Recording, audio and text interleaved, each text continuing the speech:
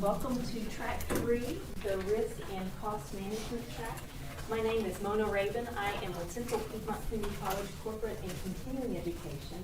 And on behalf of my colleagues from our project management training team, Sasha, Keisha, Frank, Gary, and Chuck, we would like to welcome you to Track 3, the Risk and Cost Management. Our presenter today is Tom Wagner. Tom is the Project Controls Manager with Duke Energy. He has more than 20 years of project controls experience and more than 13 years with Duke Energy, where he's the Manager of Enterprise Project Controls Governance in the Project Management Center of Excellence. He holds an MBA and a BS in Environmental Management from the University of Findlay in Findlay, Ohio. Please welcome Tom. Oh, thank you. Thanks. Good morning. We can jump up a couple of slides, please. You have to just be patient with me on the slides here since the clicker's not working, but I appreciate you here this morning. And as she said, I'm going to jump on to the next slide. There's contact information on me if you ever want to contact on LinkedIn or whatever. But just kind of take a survey here. This is going to be on scheduling and quality and diagnostics and simulation of schedules that you would do on major projects or large complex projects for the most part. Just kind of take a survey here and how many folks use Microsoft projects in here? In the past, okay. So I got Microsoft project. And any folks in here using Primavera, P6, or a couple of others? Any other software, scheduling tools, any folks use? Oh, Emacs? Okay, Duke? Yeah. Okay, so what we're going to be talking about too is there's different tools and software out there that help the scheduler do diagnostics on a tool and such. And basically here, I got it down to three, or seven being a theme of three also here on mine, and it's the three things that you would do before you promise someone on your schedule date or your schedule end date. So if we jump on to the next slide, please. I'll say the three things are, and we'll break them down through each of these steps. It's basically you need to schedule basis. This is almost like basis of estimate, something where your narrative, a schedule narrative, where you're documenting what's included, what's excluded, what your assumptions were. It's based on the requirements that you came up with off your charter. It's based on the scope of your WBS. It's just documenting that. It's almost like a basis of estimate. It's your assumptions inside the schedule.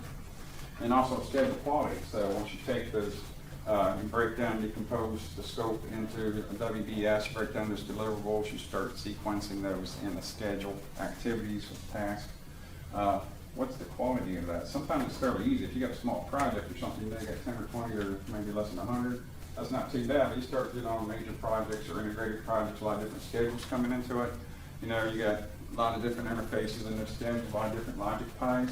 It's easy to, you know, have those breaks and not really represent the model that you're trying to make of your project through your schedule. And then also a risk-informed schedule. I highly recommend the PMI's risk management certification. I just recently sat for it earlier this spring. It's a very good tool. I mean, it's almost something they can use every day, just going through that process of their teachings and the process of going through risk management certification. You can really apply it to your risk, your total project. It's almost like risk management is project management. And you can really start to incorporate that and model those in some of these software tools out there that we'll touch on. And I'm going to the next slide. And why do you want to have a good quality schedule? Basically, it's going to be, one, you're going to be making decisions on it. You know, you want time, cost, and quality. You want a good, solid model of your total project so you can see and hopefully find leading indicators of something going off track before it does, so you can jump in there and make corrections and replan. It's a reliable model, and you're going to use it for information-based decisions on those schedules, and also communication upwards and outwards to stakeholders. Okay. And so basically, first step though in having a good schedule basis, you need to have a charter. You know, that's all the PMP type stuff. You need a charter. You need your requirements, define your requirements. You'll need your scope. You got to break it down in WBS, start breaking those things down in WBS, different layers. Go down as deep as you need, where the risk is, where it's worth your time to break down even further if there's any question or something. So it's something you can track that's measurable, and you can tell if you're on track. You need a whole project team in on these too. You don't really want the PM or just some scheduler off to the side creating this. It's just like your risk management plan and all your plans. You need a whole team involved, we recommend. Or you have your contract folks, you got your implementation persons, if you got an IT position, you got the folks in there, the SMEs that you need to make sure you force out all the detail on this as you're trying to build this model. And some things that it's not, it's not dictated, it's not just an end date, it's just not done in a vacuum, it's not someone giving you just a number or a date and saying this is what it is. But that happens sometimes, right? Sometimes you're handed a project and you got an end date, and you can't always say no, right? You can't say no. But what you can do is, you can go through this if the project's complex and large enough where you can apply these tools to it, or even off to the side. You can at least determine what your chances of making this. Do you have a coin toss 50-50? Or do you have a 10% chance? So at least you can inform. And ethically, you would almost have to inform. Say, we'll accept this, we'll work to this 10% chance of making this, we'll do what we can to compress or crash or fast track, but at some point, you get a 10% chance once you take all these assumptions, put the team together looking at this thing of making the schedule and date. So it kind of gives you a certainty level when you get down to a risk-informed schedule. It's almost like a cost estimate when you have estimate uncertainty kind of built into it. This is what is your schedule certainty, and then also in that, what is your risk? You can tie discrete risk and durations into that and model your whole project. So we're going to the next one. And again, this here is just going through the different levels. And basically in the beginning, you don't really know a whole lot. You might have some large hammocks, some large milestones you're just kind of documenting. And this would be like progressive elaboration, just building more and more into this as you get more information, more scope on some pieces on the front end. Hopefully you got some detail. Get down to the work package level inside your schedule. For some of the out years, if it's a longer type of project, you might just have planning packages out there resting. And you start to decompose those as you get into more information and start working on those. Or you can model this as this progressive elaboration. And go on to the next slide. And the processes for doing this, you can just follow the proven processes. PMI has the processes, get the certifications. You got AACE, another good profession out there. Also, they have standards and recommendations. They're in harmony with PMI and AACE. Just proven things. You get the project, you start going through the scope. You get into the activity sequencing. You start putting your resources in there. You start looking at the durations.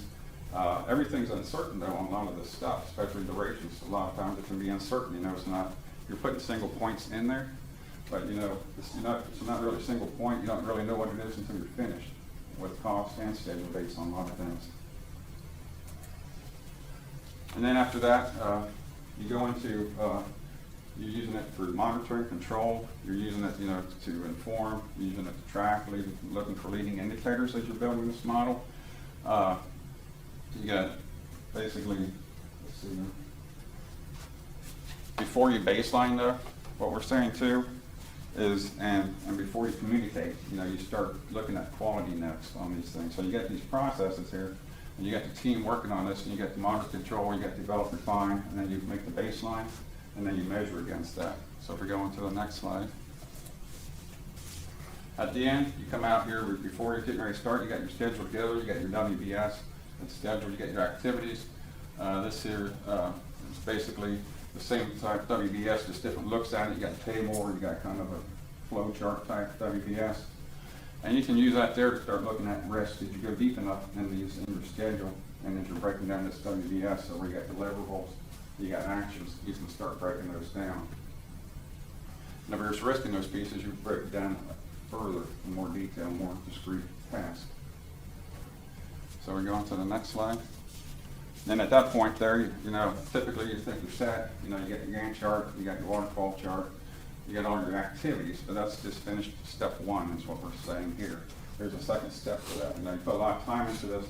You might be 400 activities in here, it might be 10,000, just depends how big the project is, how many projects are coming into it. So we're saying the next step, if we go on to the next slide, we'll be looking at the diagnostics of that. So that's step two.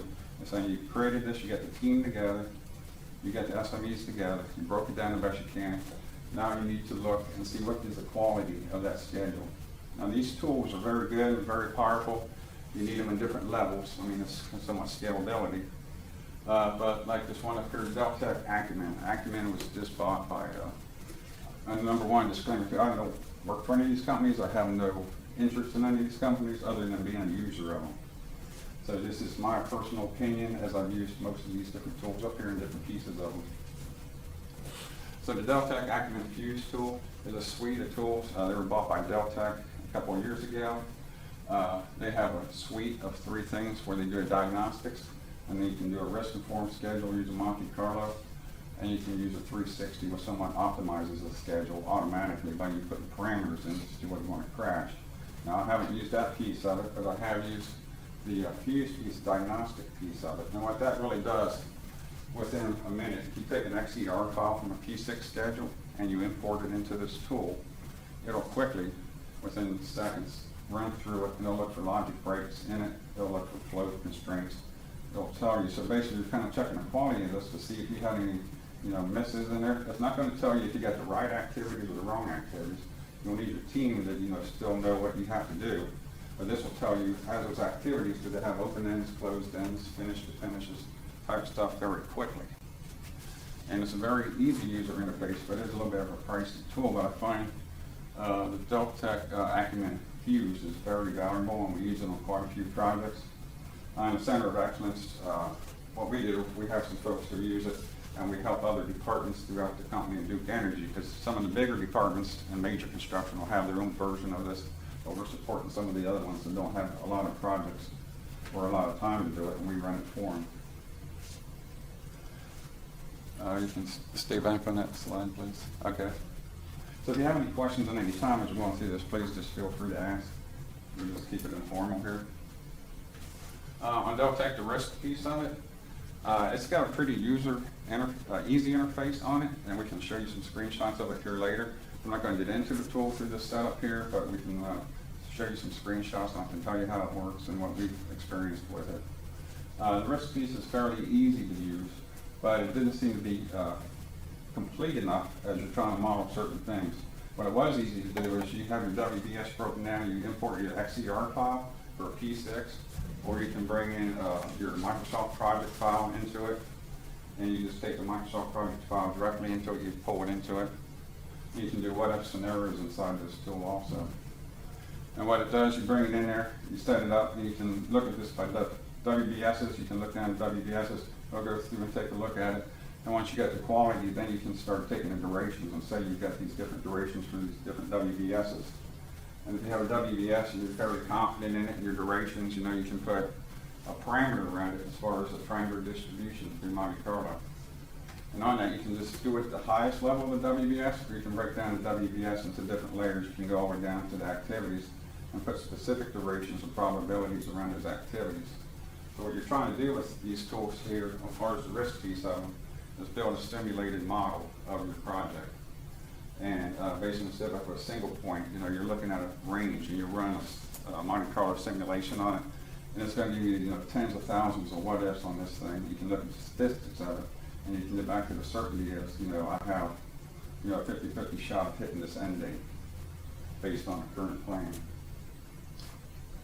Polaris is a Booz Allen Hamilton tool, and that one there is, it was their in-house tool that they used for consulting, and that they had it so refined, now they have it out there. And most of these tools you can download free versions, trial versions of them for 10 days, 14 days off their websites there. But it basically does a schedule quality check as well, but it doesn't have as much schedule quality check as Acumen. Acumen has a vast array of different ways you can set the triggers of what you're looking for, pluses and minuses on this. Well, what Booz Allen does have, they have a very strong risk simulation model. It can run a very complex schedule within a few seconds. The user interface on that is more difficult, and I'd recommend training. We didn't have formal training of it, but we have another person who used it in the past. But you were to do a lot more simulation with it as far as different distributions and time those discrete risk activities. So as you're looking for schedule uncertainty, you would look at your durations first, and what's the probability of those being higher or lower. You set that up, and then you can go in and take your risk register, you can build it into the tool. And you can put down each of those risks and their impact, whether it's schedule and cost or both. You can tie this to specific activities in your schedule. And then in that schedule, once you have that rolled out, you can do a simulation on it. It'll run through very quickly, and it'll tell you, sensitivity charts and what your certainty level is for those schedules. This one down here, the full Monty, that's more based on for a Microsoft project. It's cheaper than the other two. Deltec is a little more pricey. Booz Allen there's a little bit pricey too. This one more complex to use. The full Moxie, they also have a schedule inspector where they look at the quality of your schedule, and they do the Monte Carlo version of it. That's in for Microsoft project is pretty much what that's set up for. They have a couple of packages on those. Another version here is the XER schedule toolkit, and I haven't seen that one in about 5 years, but what that one is, a gentleman over in England took, and it's basically an Excel macro, and you buy it for like $75, less than $100. And it's kind of good for, it's the far the cheapest version of all of these. Here, the other ones are in the thousands, multiple thousands of dollars for a license for those. But that one there, you take an XER file, so it won't work on the project, but if you have an XER file on a P6, you can dump it in this tool, take your XER file on Excel, run this macro on it, and it gives you basically the same results or the same type of indication as the other tools, just a cheaper version of it. And all this stuff does is really say you're seeing your scheduler. You got some scheduler out there, in the field working on a project, or in the office working on the, software project. And instead of them, which they could do, they can work through and look at all the logic ties and take all that time. It might take a couple of days going through a very large schedule. But what these two tools here do, they expedite it very quickly within minutes. You can have an answer, and then they can start deep diving into the activities and taking a look at them and see where the breaks of logic are, and start looking at the model itself and start troubleshooting instead of just trying to find the problems. These tools will tell you where the problems are. And these tools here are just basically an indication, because you're just trying to make a model of your project. You're just trying to model, what you're doing. It depends on how much time you want to put in it for the effort back. So there's a certain amount of time as far as you don't want 100%. You don't need your schedule to be score 100% on these tools. Typically, you get a schedule like an Acumen. We score based on all these parameters that we put in there, a 75 or greater. We call that green. That's close enough for the most part. Each thing's, is unique too, so each project is specific, so you have to look at those. For regular green, we look at different parameters, and if you have something that's basically between a 50% to 75%, we call that yellow. And then if you have score less than a 50% in these activities on the schedule, we call that red. And there's when you start diving into the red, see what's broken there. Doesn't make sense. Maybe it makes sense. It also depends on the parameters that you put around your triggers that score these tools. And then there's Omega. I've talked to the folks in Omega, but I have not used it, but it looks similar to the other ones. They're out of, I think, New Zealand, Scandinavian type country. It looks about the same as these other tools. These are the ones I'm aware of. I use most of these, but not the Omega one. Has anyone else heard of any other tools out there? Because, two-way conversation, any of these type diagnostic scheduling tools? From the risk perspective, I was curious how Acumen's compares to Burtmaster plugin for Primavera.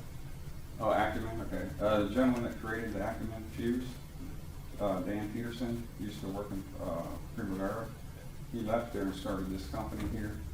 I think they worked a lot when they were building this with some of the construction firms out there, probably the Shaws and different ones, working in the field and taking a lot of these macros, like XER macros that people would have, and government sites and different things that they would use on their, besides Burtmaster. And it's automated, it's a lot faster, it's pretty intuitive and quick. So in my opinion, it's easier and gives you good results as far as doing diagnostics on it. I'm actually going down to Houston. There's a training session on Acumen Risk this week. So I'm going down there and it'll be my first formal training on it, because I've had some issues with the Acumen Risk tool being robust enough to model certain things. You have some large projects, where you got to go to the regulators, you got to tell them these dates and bring the teams in together, so you want to be pretty confident that you can hit these targets. As we're trying to build a risk model, it wasn't allowing us to take like specific discrete risks that you're tying to different activities and put durations around those. You could do probabilities, but you couldn't take the a distribution around the duration and the probability and tie to activities. So it might just be my lack of not being able to find it in the tool. Polaris, you can do that. You can do many things in Polaris as far as the risk piece. But the weakness of Polaris was they did a DCMA type where you only got 14 points and it's pretty rigid. So there's less bells and whistles or less being able to dig in specifically, looking at logic and constraints and float and such in the schedule versus the Acumen Fuse, which has a vast array of options you can look at inside the schedule. Anyone use anything else or heard anything else? Has anyone used any of these tools or had experience with them? What's the typical number of activities on projects that you folks see or work on in schedules? In the hundreds or the thousands or? Couple hundred? 900, okay. 10, 50,000. 10, 50,000. So you're probably P6. Yeah. So, you know, the Deltex and the Booz Allen one would work in that case. If you get the project one, if you get the smaller than the hundreds or something like that, full Monty seems to be robust enough for that, and it's priced low. It's probably half the price as the top two up there. We go on to the next slide. Now, as I was saying, in the Polaris model and also the Acumen model, they have the DCMA availability there. So that's kind of like if you're in a government type project. We're not, where I am for the most part, there's a small section that does some DOE type work and they would have to follow that. But it takes a look at, it's very rigid and very difficult, and scores very hard on your project. It's kind of like the government version of EVMS. You know, when you get into the EVMS, you get those 32 processes that you have to work through. We don't do a whole lot of government work. We're looking for a lighter version, something more scalable, something more you can roll out more to projects without all that rigidness. But they both, the top two, Deltek and Polaris, have that availability. That's the only score that Polaris gives you is on the DCMA. I can show you kind of what we look at. It's 14 points. We kind of have our own version of what we're looking at, and if we go on to the next slide, we'll start going through these here. And you can do this in Acumen, full Monty, and the PER starts giving you some of these. What you do is we look at missing logic, and we say a schedule should not have more than 5% missing logic. Now inside these tools, Acumen Fuse specifically, you can tweak that as to if you want that to be 10% in your specific case, or less than or 0%. But we just go with 5%. It seems as a first start, you score it as a 5%. And go on to the next one. And then we look at hard constraints, and we try to scrub those out, or at least see how much your schedule is constrained front end and back end. And they do recommend if you're going to get into the risk in Monte Carlo, is take those constraints off for that model, for that what-if scenario, and just let the model flow and then see where it would be based on all the input and your assumptions around the risk and your durations. And then we look at soft constraints, where it does impact your CPM, but it's not as bad as the hard constraints. But still, these tools will pop up pretty quick and show you, if you got like a 10,000, even a couple hundred, they'll show you quickly which activities those are. And you can go in and have your scheduler, the PM, just make sure, is that proper, is that right, is that really hard constraint? You can see it and kind of bring it to your attention. And go to the next slide. And negative float. We see negative floats on projects a lot of times. There's a lot of reasons for it. Basically, it's saying, tools telling you you're not going to be able to meet that date. You got no float, you got less than float for whatever reason. Did someone not update something properly, or you got hard constraints in there causing no floats? And this will pop it up pretty quick. You can see where those negative floats are and address those, because if it's truly modeling your project, your schedule, you're not going to make that date. Then we look for lags too, and we say not more than 5%. Basically, we're saying if you put activities instead of lags, it's easier for the model to work, your CPM to flow through. It's easier for your simulation as you're doing all these what-if scenarios to be more of a realistic model that you're trying to build in your project. And then writing the data-date. These pop up pretty quick too. Does anyone see a lot of writing the data-date every now and then? That may be from someone not updating properly on that month or that week. And so when you set your day-to-day, it's just gonna write and keep pushing there, you're not taking anything action on it. But maybe it's lacking focus.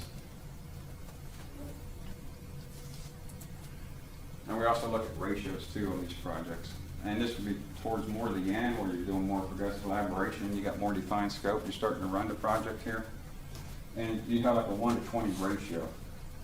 And that means is you have enough detail in there to tell you ahead of time that you're gonna make it or not make it. Because if you have a, big activity, say it's 6 months long or whatever, and they keep telling you, we're 50% done, we're 90% done, we're 90% done, you're up there on the fifth, month out of 6, and you realize, well, we're not even 50% done. So we're suggesting you break it down more for it's more trackable, give you more leading indication as to if you're on track or off track ahead of time. And we're trying to say with our team and stuff, red's not bad, let's bring it up to the team, let's talk about this, let's find a way to recover this project, if it's possible, whether we have to crash it, or whatever it is. If there are resources at it, or just inform people and say this project's not recoverable, we're gonna be off track. Let them know ahead of time, instead of after the fact, when you're missing the date. We can skip the next one, this is just going into the details, basically inverse in the milestone, but we're looking at a 1:20 ratio. And then missing predecessors, so we're looking at missing preds and sets, successors, we're saying that most should be on there. At some point in time you won't have it, but you're trying to model your project. But if you got missing stuff, is it just a miss by the team, is it missed by the logic, are you copying fragments and moving them and not tying them out properly? So you're just trying to, all the loose ends close, so you got flow from beginning to end. So when you do get to the simulation piece, you got a model that's fluctuating properly, that's gonna model the what if. Not have broken pieces in it, and it's not going to really tell you anything at the end. It'll give you a false indication. Same with successors. They just go through and look at those. This does it so quick. I mean, we did a screenshot of it, and then you can actually click on these. Like, say you got 5 out of 10 missing successors. You can just click on that red dot. It'll list them off into the little bar. You can export those out to Excel. You can work with the team and take a look at those. You can actually start to tie them up in here and send it, and do Delta, Acme can tie it and send it back to P6. And we recommend to finish to start, at least 90% is what we scored on this to be green. Less than that, you start to, we recommend the more finish to start, the cleaner it is, versus, the start to start, finish to finisher. We go to the next slide. You got your start to finish. We try to avoid those, but if your project, whatever it is, needs to have that in there, then you should definitely put it in there to model it. We're just saying this is an indication, we flag them, we ask the reasons, why do you have this start to finish? Is there that risk? Is it an issue with it, and trying to work around it? And you got your finish to finish and your start to starts, it'll flag for you. We go on the next couple of slides. There's your start to start, next one. And we look for open ends too. We suggest you should have more than 5% open ends. And you're just trying to tie everything together. If it needs to be tied together, certainly you're having open end at the last one. Is there other parts of your schedule that's being modeled, you have a stop here, should it be tied somewhere else? Or if you have integrated schedules, you're missing a tie to one of those other schedules. And then lacking detail too. At some point in the beginning, when you got the heavy milestones, you got the big fragments out there, the hammocks, and you're starting to, in the beginning, as you go through the progressive elaboration, you start to break those down. We're suggesting that you shouldn't have any activity that has a duration of 10% longer than a total duration. And again, it's just to give you an early indication, if you're 90% done, you're really 90% done. If you break it down into, the month, instead of a 6 month, and break it out into 6 pieces, you can track it and have, if you can have deliverables there, we can check and measure and take the percent complete off those. Another high-risk piece, this is really helpful to take a look at, is your merge hotspots and divergent spots. So if you got an activity here, you got 3 things coming into it, it'll start to flag it. If you got 3, 4, or 5 other activities that are going to finish before this one starts, that's flagged. If you have quite a few of those, and then that's at risk, because it wouldn't take much for any of those activities you know, one of those four probably could slip, and it'll start impacting this one. So it starts looking at how many activities you have coming into your activity, and then also the inverse of that going out. So if you got one activity here and it's breaking off into 2, 3 or greater activities itself coming off of it, there's that risk for those other ones, because if this one slips at all, depending on free float and total float, you know, how much does it lose these other ones, or is it going to start eating up that free float, taking away from total float? So it's just at-risk type stuff. Can you break it down? Can you time these out? Or is that the proper way to, you know, display your work? If that's the way your work is, you just have to realize you got risk at those points. And this is just basically the table of the charts that we have again. Anyone have any questions, or do you use anything out in your schedules or your projects as far as looking at any of these types of metrics as far as the quality of your schedules?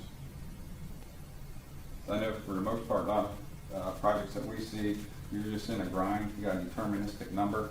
A lot of times it's given to you. You're just going to do everything you can to work to it.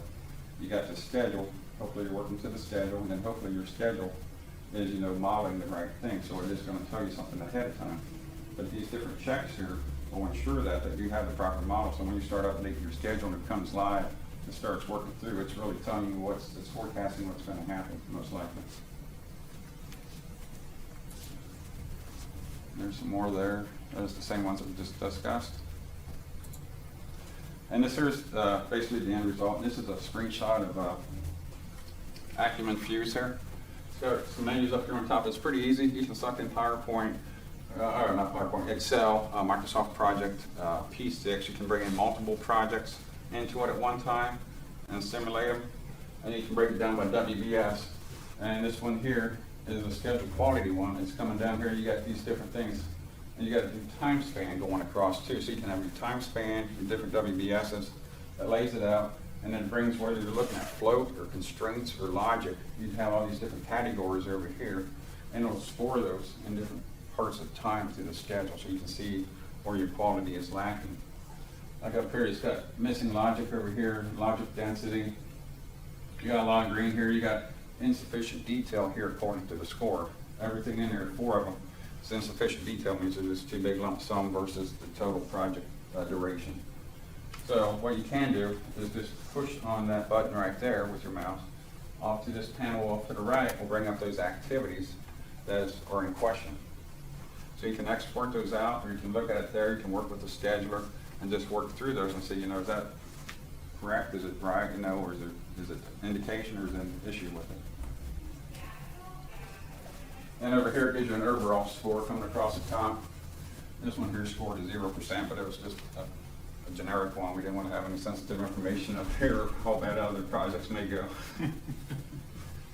But you can take an overall score, you can break it down by WBS and start diving into each of these, or by project. And so that's basically the second step. So first, you know, you get a quality team together, you get your scope, you break it down, you build your schedule, resource load, your durations, and then you come back and you start doing some analysis on it to make sure you have a good logical schedule. And remember, this isn't going to tell you if you got missing scope, or it's not going to tell you if you got the right or wrong activities. You'll just take a look and say, if these activities that you have, there's a logic flow to them that makes sense inside the tool. And then you go to the third step. So you got a quality schedule. Typically, once we get a schedule that's scoring 75% on the overall score, we take it to the next phase, and that's basically going back to the project. Or it depends on the level of, you know, how much time you have and how many resources you have. But on a larger project, we bring the team back in and we start going through the WBS, and we start looking at risk in 2 areas. One is the duration of the schedule activities. Because typically right now they're all single points in there. Whether it's days, hours, or whatever it is, or weeks, there's all single points. This is looking at optimistic, pessimistic, and most likely. So you're trying to put 3 points on these activities.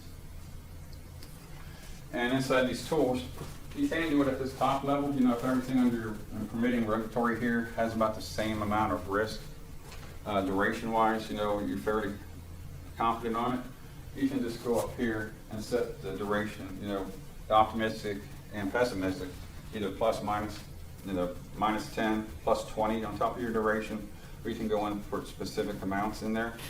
Or you can even break it down, say, insurance and compliance has greater risk than some of these or less risk. So you can go down into one of those activities or WBSs and set it there specifically to be more aggressive, less aggressive. Or you can do it at the top, so you don't have to go down to get 10,000 activities. You can't go down through all those. You start looking at your highest risk WBS areas and then go down only as far as you need to go. Does that make sense? That's how you would do it. So it's kind of handy as you don't have to, you only go down as far as you need to. And then you start also looking at, you get WBS, you can look at RBS, risk breakdown structure, work breakdown structure. You can start brainstorming on risk that might happen to these. So you come in here into, permitting, is there any type of risk around that? So you can log that risk in a risk register inside the tool, and you start putting your probabilities around that risk. We don't know, typically we go with the 50-50 coin toss. You get more information, maybe it's a 10% chance, 75% chance, or 1 in 3. You start putting these different parameters around that potential risk, and then tying it to the activities that it may impact. So you have a correlation to them.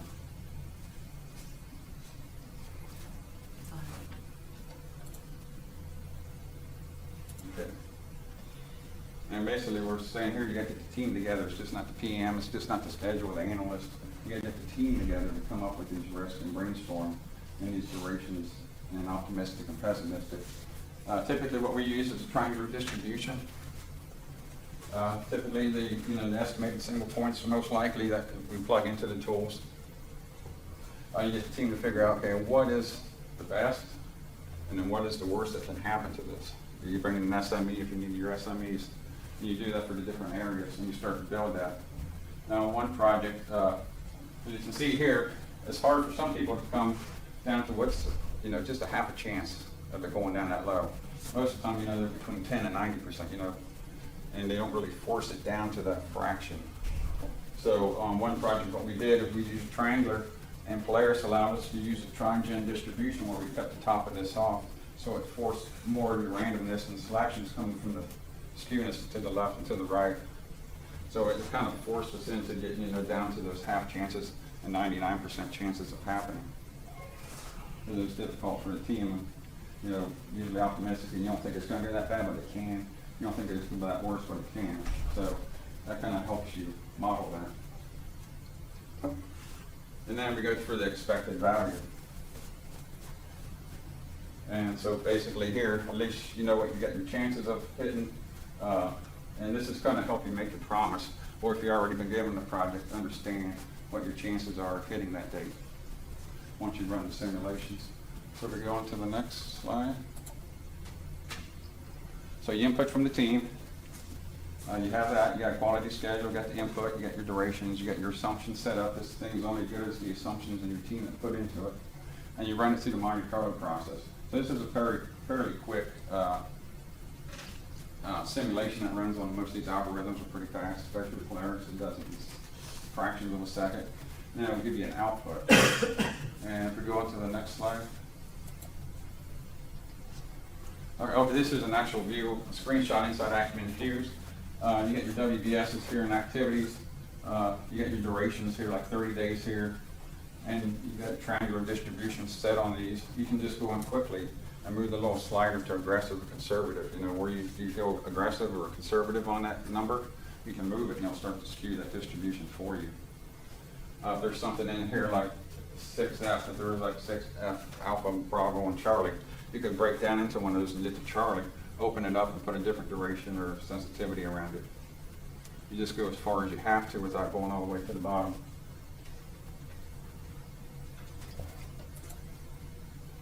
And then basically what it's going to do is it's going to take all those activities, WBSs, put a duration over it. It'll have the contingency built on it, your most likely chances of hitting it, what's 100% chance. And then you can look at your 10s, 90s, and most likelies and expected, and feel where you're going to be. And basically, so you can communicate to the leader, stakeholders, the sponsor, as to, you did your analysis, we got like 25% chance of hitting this date, or this cost, or whatever it is that you're looking at. You can look at how you optimize that anymore or not, or you did everything to it. Or also too, you can say, we've got 90% chance of hitting this, What you would do with the team is maybe you look at the P50. Typically, that's what we're going to do. We're going to look at promising regulators, a P90. But we're going to work the team to a P50 and probability of a 50% chance of hitting it or not hitting it is what we're looking at with the band around that of acceptance inside the team. Because if you told everyone, okay, this is a P90 date, we got 90% chance of hitting this, only 1 out of 10 we won't make it. But if you start doing that, it's easy to fill up those times. People know they got extra time, they start delaying, not working hard. So what we're trying to do is drive to the P50 dates where you're pushing everyone to the P50, and you actually have true contingency for those days, whether it's a week, months, or months, whatever it is. Inside there is contingency.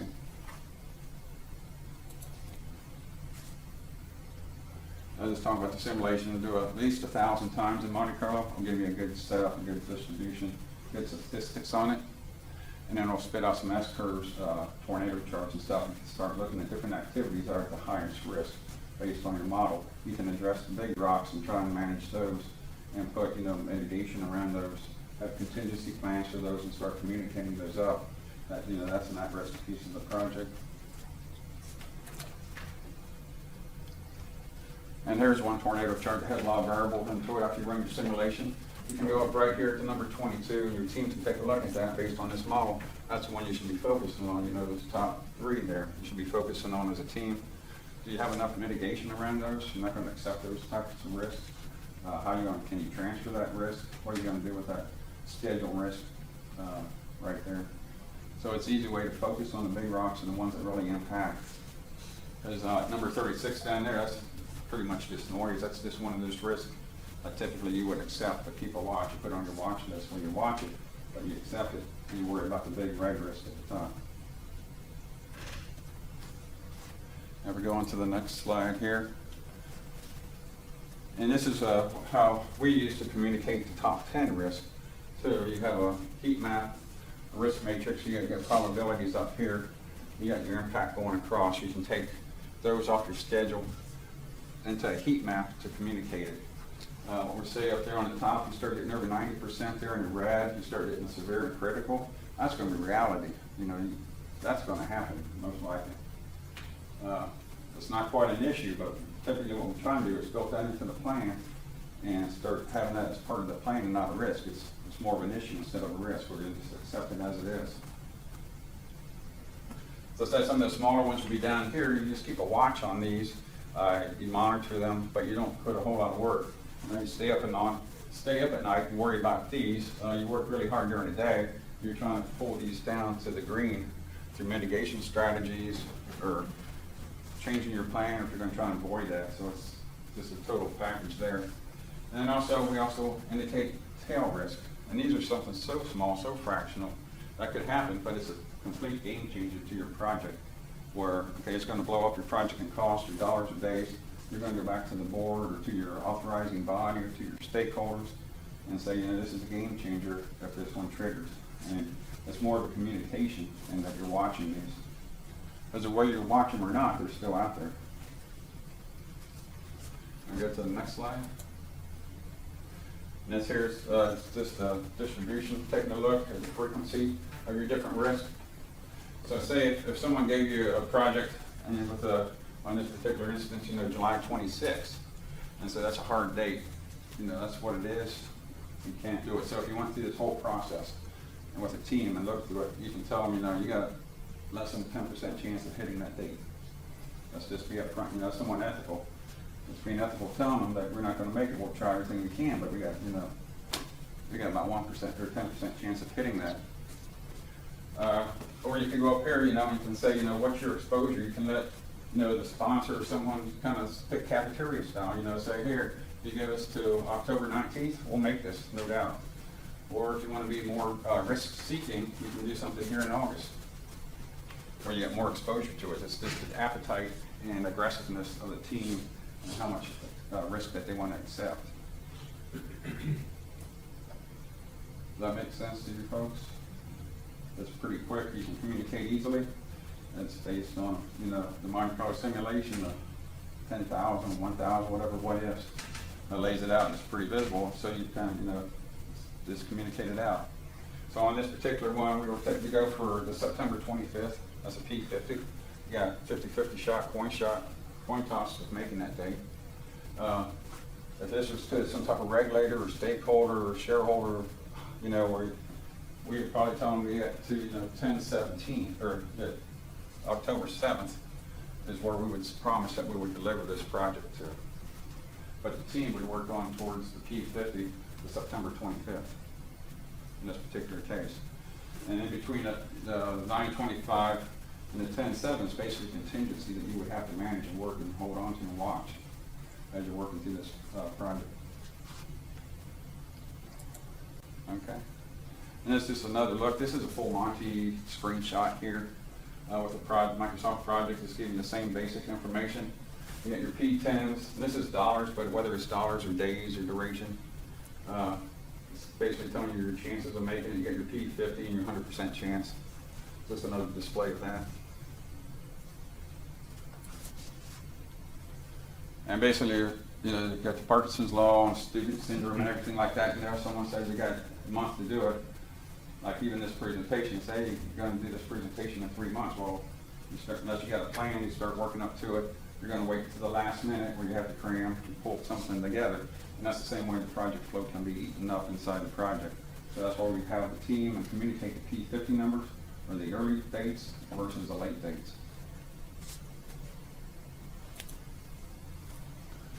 And again, it's just another thing, promise. Once you know this information, you can make an informed promise to them. Give them a P90 date, work to the P50 date. Or if you got a date, again, that you're handed and you have to meet, you can't say no to, you can at least communicate that they can tell them, we got a 20% chance of hitting that based on this information. You still want to go proceed with this. You're willing to look at alternate plans or how you want to communicate this to the other stakeholders. So that's the presentation. Any questions? With regards to kind of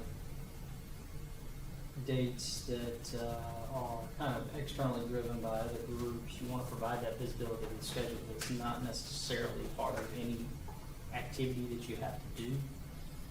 For instance, in our world, we do outage windows, regulatory compliance dates, those types of things. You don't necessarily want to tie any logic to them to drive them to certain areas, but you want to make sure that they're in the right spot and that you can see whether or not your activities that need to happen in that window or at that time frame need to be there. So I was curious about, with the use of constraints, how can you still maintain those in there without getting hits? What we do is we do a couple of different what ifs. We got a bunch of what if scenarios, and we did this on some Fukushima type stuff, looking at those, going to the regulatory folks. And what you do is when you go through the schedule quality first, make sure the logic is good and the sound throughout. You find out where those constraints are. You run this tool, you take a look at it, then you untie those constraints. You run it, you still know what those dates are, and then you see where those dates fall out in those different charts. And you say, okay, for whatever reason, we got this date or this promise. We got a 40% chance of hitting it. Now, if it's an outage or something like that, is that something you can take out? Do you have to take pieces out to get your confidence level up, or are you just trying to cram everything into it? So it's almost kind of a business decision as to how much you throw in and how much risk you take. Well, it's actually, we've got a scope of work we've got to get done by a compliance date with the regulator. The plant currently has an available outage window to allow us to do final tie-ins and things like that. So we're just wanting to get the visibility of when that's going to happen. Because of the regulatory date, if we can't hit their window, we'll get another outage window to hit it, just because of the high priority. So you want to see how much you can fit in that window? Yeah, I mean, how without much work do fully you have, like- understanding where you're going to be at that time frame. You want to be able, we just want to be able to have that visibility to see it there and to say, as things shift, as things move around, are we going to be able to do those activities at that point?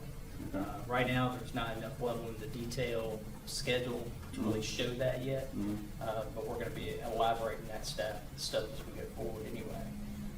But those are things that we're being pressured for to make sure we have available on a level 1 type schedule to show where these things are, so that we can already have them in mind to say. On a level 1, you're making some pretty big assumptions on a lot of Yes. things. there's a lot of volatility around that, so we're trying to reflect that, at least at that level, Yeah. what the volatility is and the uncertainty. Maybe triangular isn't direct distribution, maybe it's uniform, because you don't really know, you know. So you can try and model that, and just keep working that model off to the side, and come up with what ifs, and if nothing else, it helps you think of the risks and where the risks are too. We can start looking at how to mitigate those different risks. Okay.